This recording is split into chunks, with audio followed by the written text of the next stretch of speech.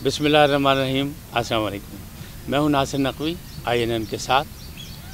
इब्तिदा रब्बुल इज़्ज़त के नाम से जिसने हमें जान और जहान दिया, और दरूद व सलाम मोहम्मद वाले मोहम्मद पर जिन्होंने हमें इल्म की राह दिखाई। नाज़रीन करम, सेनेट के इलेक्शन हो गए और मैंने कहा था कि धड़न तख्ता होगा। बल्कि पहले मैंने एक वीडियो में ये भी कहा था कि बहुत ज़्यादा तमाशा बनेगा, हंगामा आराई होगी। अल्हम्दुलिल्लाह वो सब कुछ हुआ।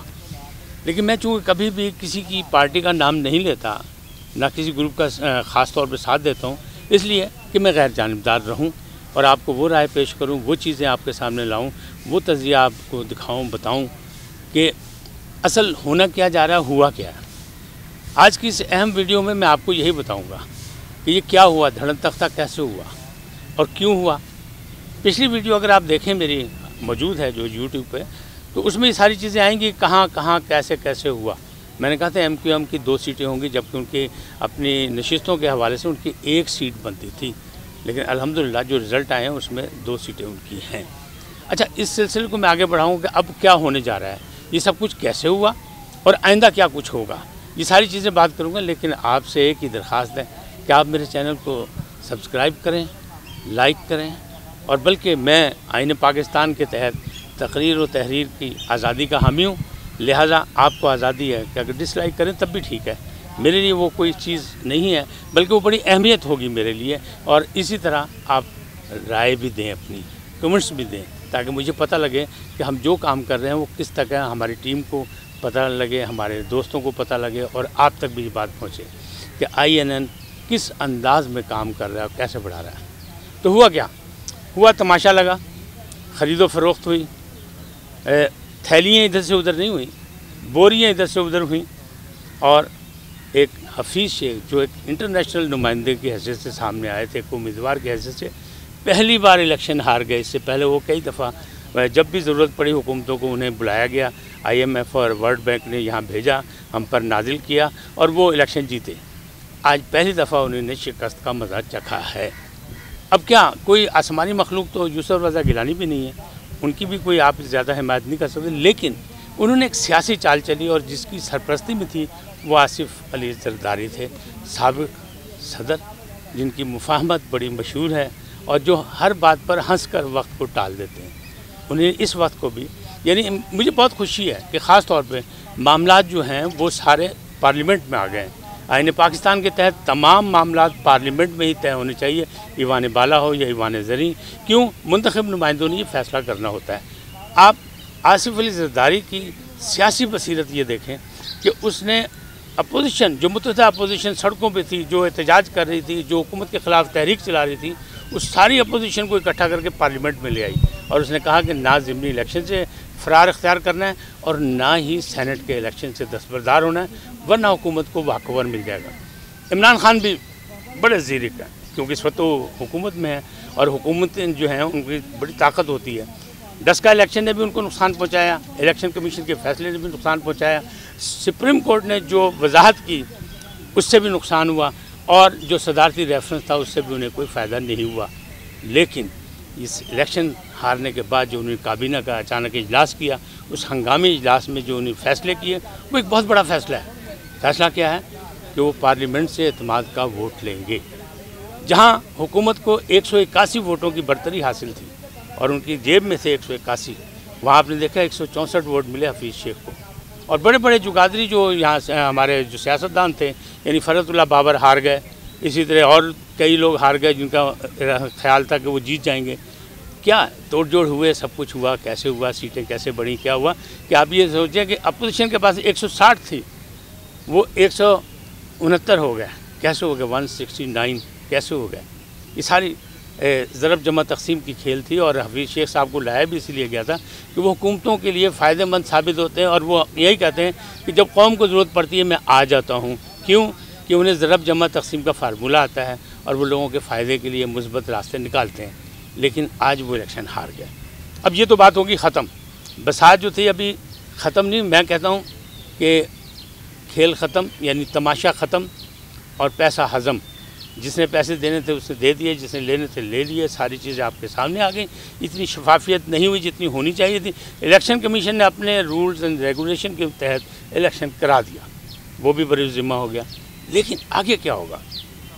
पार्टी अभी शुरू हुई है, खेल अभी ख़त्म नहीं हुआ। अभी सेनेट के चेयरमैन की बात आएगी, लेकिन उससे पहले छक्का मार दिया इमरान खान साहब ने कि उन्हें कहा पार्लियामेंट से मैं एतमाद का वोट लूँगा। अब इसमें क्या होगा?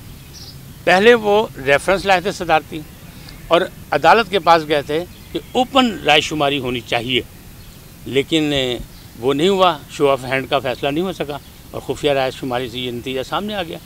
अब जो उन्होंने छक्का मारा, देखें ये बाउंड्री पे कैच होता है या नहीं, या कामयाब होते हैं, ये अभी थोड़े दिन लगेंगे। इसलिए कि उन्हें कहा कि मैं पार्लियामेंट से एतमाद का वोट लूँगा। उसमें क्या होगा? उसमें इजलास होगा, इजलास बुला के दोनों को कहा जाएगा कि जो इनकी हिमायत में इधर हो जाए, जो मुखालफत में वो इधर हो जाए, यानी तमाम लोग ओपन हो जाएंगे। अब कोई खुफिया नहीं रहेगा। ये चाल चली उन्होंने, अब देखें क्या होता है, रिज़ल्ट आएगा। लेकिन होना क्या चाहिए? होना यही चाहिए कि पार्लियामेंट से हमेशा रब्ता रहना चाहिए। हमारे यहाँ अफसोसनाक बात यह है कि ज़माने आमरीत में तो ज़ोर से, ताकत से जो हुक्मरान होते हैं वो पार्लियामेंट में लोगों को भेज देते हैं और अपनी मर्ज़ी की तरमीम करा लेते हैं। लेकिन जब जमहूरी अक़दार होते हैं, जहाँ हमें पार्लियामेंट से रब्ता करना चाहिए, वहाँ ना अपोजिशन रब्ता रखती है ना हुकूमत। अब मामला पार्लियामेंट में आ गए हैं और पार्लियामेंट में आ गए हैं तो अब सारी चीज़ें ये हैं। अगर आप देखें तो इस वक्त पार्लियामेंट में ख़ास तौर पर ईवान बाला में अक्सरियत जो है वो अपोजिशन की पास है, यानी 53 यानी 53 उनकी सीटें हैं, जबकि उनके मुकाबले पे दूसरी जानिब हुकूमत के पास 47 हैं। ये तो मामला हो गया। इसलिए वो अब जोर लगाएंगे कि यूसुफ रज़ा गिलानी को चेयरमैन बनाएं। क्यों? सादिक संजरानी को भी आसिफ जरदारी ने बनाया था और हुकूमत से लड़ के बनाया था, लेकिन बाद में जब अदम एतमाद की तहरीक उसके ख़िलाफ़ लाई गई थी तो क्या हुआ था? फिर खुफिया हाथ काम आए और उनकी अदम एतमाद की तहरीक नाकाम हो गई और लोगों ने सादिक संजरानी को ही कबूल कर लिया। अब ये उसका बदला लेना चाहते हैं। अपोजिशन जो है यूसुफ रज़ा गिलानी को पहले चेयरमैन बनाने के लिए कोशिश करेंगे और सारे तोड़ जोड़ होंगे। लेकिन जो इम्तिहान में डाला है वो इमरान खान ने कि पार्लियामेंट से एतमाद लेना है। अब इन दोनों की सोचें क्या हैं? अगर पार्लियामेंट से एतमाद ले लेते हैं इमरान खान साहब, तो इमरान खान साहब फिर वो कोशिश करेंगे, कहने वाले कह रहे हैं, इस्लामाबाद की फ़िज़ा में आवाज़ें आ रही हैं कि फिर वो बड़ी तब्दीलियाँ करेंगे। अब फिर ऐसा नहीं होगा कि शहरयार आफरीदी जो है उनका वोट मुस्तरद हो जाए, उन्हें वोट डालना ना है, या ग़ुलाम बीबी भरवाना जो है उनका वोट भी मुस्तरद हो जाए। अपोजिशन कहती है वज़ीर आज़म का वोट भी मुस्तरद हुआ है। तो ये खिलाड़ी या नाड़ी नहीं है। जिस अंदाज में नहीं ये चाल चली है, ये अब खेलेंगे। अब सियासत होगी, लेकिन पार्लियामेंट के ज़रिए होगी। ये एक अच्छी बात है। और अच्छा, अपोजिशन ने क्या किया? अगर ये कामयाब हो गया, उन्हें तो लानी थी अदम एतमाद, तो अदम एतमाद लाने से पहले हुकूमत ने अपना पता फेंक दिया। अब जरदारी साहब अपने कार्ड खेलेंगे, खेलने की कोशिश करेंगे, मुत्तहिदा अपोजिशन हुकूमत को गिराने की कोशिश करेगी। लेकिन मामला क्या होंगे? अगर वो कामयाब हो गए तो उनका क्या प्लान है, वो भी मैं आपको बता दूं। उनका प्लान ये है कि फिर वो एक कौमी हुकूमत बनाएंगे और वज़ीर आज़म जो है अगले 2 साल के लिए, क्योंकि मौजूदा हालात में इलेक्शन मुमकिन नहीं है। हम जिन हालात में जा रहे हैं, खसारे में हैं, हुकूमत के पास इतना पैसा नहीं है कि फ़ौरी तौर पर इलेक्शन करा दे, कौमी सरमाया ज़ाया होगा। लिहाजा एक कौमी हुकूमत बनेगी जिसमें तमाम पार्टियों के लोगों को शामिल किया जाएगा। और वज़ीर आज़म कौन होगा? वज़ीर आज़म आसिफ अली जरदारी होंगे। ये उन्होंने फ़ैसला किया अपोजिशन ने, और 2 साल का वो टेन्योर होगा और उसमें फिर वो आइनी तरमीम कराएंगे, बिल्कुल उसी तरह जिस तरह 18वीं तरमीम हुई और सूबों को इख्तियारात मिले। और आपको पता है कि 18वीं तरमीम के बाद जो है वो सूबे जो हैं और मौजूदा हुकूमत जो है वो इन इख्तियारात से तंग है और 18वीं तरमीम को ख़त्म करना चाहती है। लेकिन वो फिर नई तरमीम लाएंगे, नई तरमीम करके नया हिसाब बनाएं। और होना भी ये चाहिए कि पार्लियामेंट से ही तरमीम होनी चाहिए। अगर कोई चीज़ फ़ायदेमंद नहीं है कौम के मुफाद में या मुल्क के मुफाद में, तो पार्लियामेंट से तब्दीली होनी चाहिए। मुंतखब नुमाइंदे होते किस लिए हैं? कौमी असम्बली से अप्रूव होना चाहिए। सूबे की बात है तो सूबे से अप्रूव होनी चाहिए। अब ये मामला जो है तमाशा आगे चलेगा, अभी खेल ख़त्म नहीं हुआ। अपोजिशन के हाथ में अपनी जगह बाल है, उनके दावे अपनी जगह हैं, लेकिन वो कहते हैं कि जमहूरियत जीत गई और जाली मैंडेट वालों को शिकस्त हुई है। जबकि इमरान खान का दावा ये है कि हम एतमाद का वोट लेकर अक्सरियत साबित कर देंगे और हुकूमत में अभी इतनी जान दम खम है कि वो अपोजिशन से निपट सके। लेकिन बात वही है कि वो कहते हैं घबराएं नहीं। हालांकि पूरा इस्लामाबाद इस वक्त घबराया हुआ कि ये हुआ क्या है, हफीज़ शेख हारे कैसे हैं। तो नाज़रीन, बात बड़ी सीधी सी है कि आसिफ अली जरदारी ने अपनी सियासी बसीरत से दो शिकार किए। एक तो अपोजिशन को काबू कर लिया, अपने हाथ में कर लिया, और दूसरी तरफ हुकूमत को इम्तिहान में डाल दिया। लेकिन अभी ये सियासी मुश्किलात ख़त्म नहीं हुई, ये सिलसिला आगे चलेगा और इसमें हम और आप सिर्फ इस दुआ कर सकते हैं कि वो फ़ैसले हों, वो अंदाज़ अपनाया जाए जिससे मुल्क को मिलत को फ़ायदा हो, वरना तो मामला जो हैं वो गड़बड़ हो जाएंगे। और इसी तरह जिस तरह हम खसारे में जा रहे हैं, तो फिर जमहूरियत की जीत होनी चाहिए, जमहूरियत का इस्तेकाम होना चाहिए, मुल्क को मिलत की तरक्की और खुशहाली के रास्ते निकलने चाहिए। नाज़रीन, एक बात बताऊँ मैं कि हमारे वज़ीर दाखिला शेख रशीद जो बड़ी सियासी बसीरत रखते हैं, पहले तो वो सीने पे हाथ मार के कह रहे थे कि हफीज़ शेख बड़ी अक्सरियत से जीतेंगे, लेकिन वो नहीं जीत सके। अब वो कह रहे हैं इंतखाबी इस्लाहात होनी बहुत ज़रूरी हैं। तो इंतखाबी इस्लाहात कौन करेगा? पार्लियामेंट के ज़रिए दोनों पार्टियाँ करेंगी, बल्कि तमाम मुंतखब अरकान ने करनी है। ये होनी चाहिए।